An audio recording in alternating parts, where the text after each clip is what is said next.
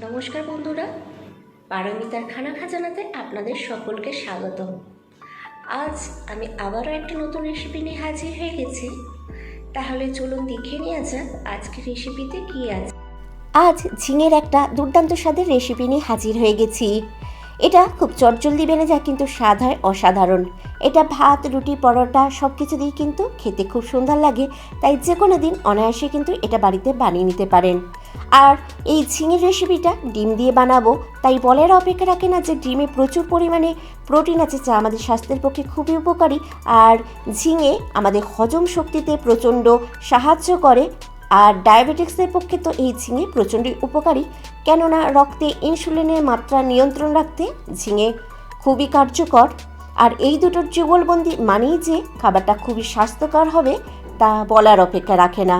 তাহলে ভিডিওটা শেষ পর্যন্ত দেখতে থাকুন। আশা করছি এই রেসিপিটা আপনাদের খুবই ভালো লাগবে। আমি এখানে 400 গ্রাম ঝিঙে খোসা ছাড়িয়ে ধুয়ে পরিষ্কার করে নিয়ে ছোট ছোট টুকরো করে কেটে নিয়েছি। আপনারা চাইলে যে কোনো সাইজে কেটে নিতে পারেন, তবে ছোট ছোট টুকরো করে কেটে নিলেই কিন্তু রান্নাটা করতে খুব সুবিধা হবে। তাহলে চলুন বাকি প্রসেসটা দেখে নেওয়া যাক।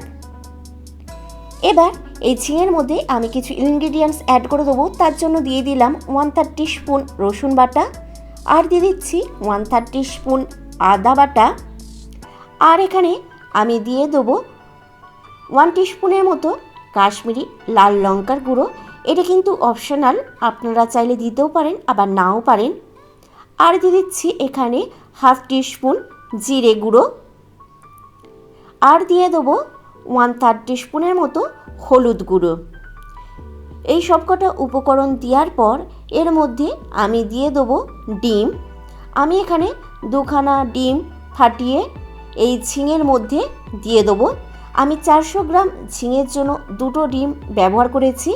আপনারা কিন্তু কতটা ঝিঙে পরিমাণে নিচ্ছেন সেই হিসাবে ডিমটা কম বেশি করতেই পারে।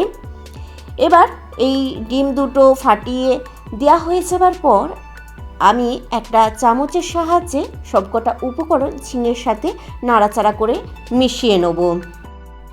আপনারা চাইলে হাতে করেও মেখে নিতে পারেন। আমি এই সময় এখানে কোনো নুন ব্যবহার করব না, নুনটা কিন্তু রান্নার মাঝে ব্যবহার করব। এগুলো সব মেশানো হয়ে যাবার পর চলুন রান্নার বাকি প্রসেস দেখে নেওয়া যাক। তার জন্য এখানে আমি একটা অলরেডি কড়াই গরম করতে বসিয়ে দিয়েছি। কড়াই গরম হয়ে যেতে তাতে আমি অ্যাড করে দিলাম 1 টেবিল স্পুন সর্ষের তেল। তেলটা গরম হয়ে যেতে আমি এতে অ্যাড করে দিলাম 2টো শুকনো লঙ্কা আর 1/2 টিস্পুন জিরে। এই লঙ্কা আর জিরেটা কিছুক্ষণ আমি তেলের মধ্যে ভেজে নেব, যতক্ষণ না জিরে ভাজার একটা সুগন্ধ বের হচ্ছে। আমি নাড়াচাড়া করে নিয়ে কিছুক্ষণ ভেজে নিলাম। যখন দেখুন বেশ ভালোভাবে ভাজা হয়ে গেছে, জিরেটা থেকে একটা সুগন্ধ বেরিয়েছে, তখন এতে আমি অ্যাড করে দিলাম একটা কুচনো পেঁয়াজ। আমি এখানে মিডিয়াম সাইজের একটা পেঁয়াজকে মিহি করে কুচিয়ে রেখেছিলাম, সেটাই এখানে দিয়ে দিয়েছি। এবার পেঁয়াজটা আমি হালকা বাদামি করে ভেজে নেব মিডিয়াম ফ্লেমে।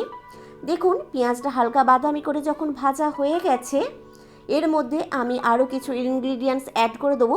তার জন্য প্রথমেই এখানে দিয়ে দিচ্ছি 1/4 টিস্পুনের মতো আদা বাটা আর 1/4 টিস্পুনের মতো রসুন বাটা।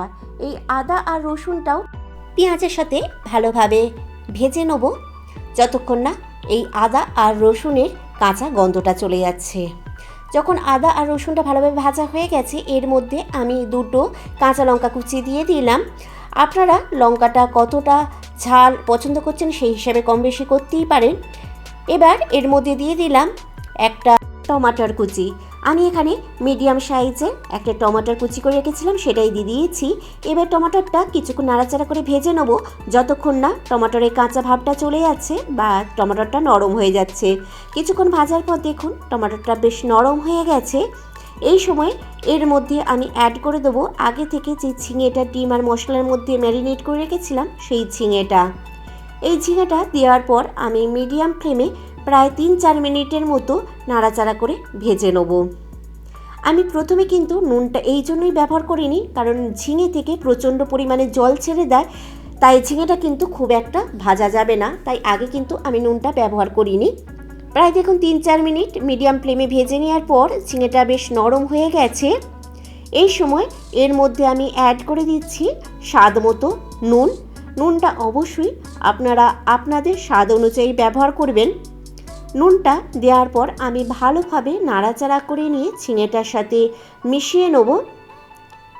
নুন ভালোভাবে মেশানো হয়ে যাবার পর আমি ঢাকনা চাপা দিয়ে প্রায় 6 থেকে 7 মিনিটের মতো মিডিয়াম টু লো ফ্লেমে রান্না করে নেব।